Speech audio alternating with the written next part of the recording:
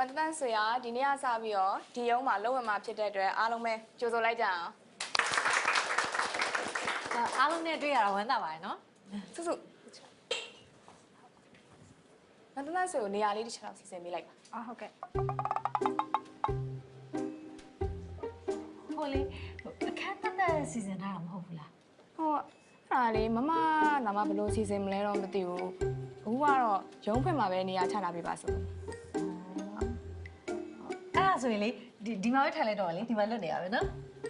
အဲ့ဒါလေးမှသမီးရဲ့နေရာဟုတ်သမီးနေရလားဟုတ် sorry နော်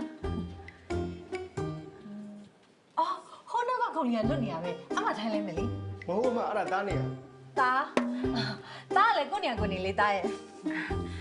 ဟုတ်လေမထိုင်ပါအမတော့ကလေဟိုတောင်းတဲ့နေရာပဲလွတ်တော့လေ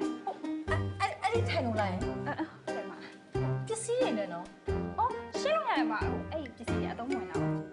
ရှင်းလို့ရတယ်ဆိုတော့လေရှင်းရမှာကိုယ်တိုင်ရှင်းရမယ်ပြောလိုက်တာလားကျေးဇူးတင်လိုက်တာ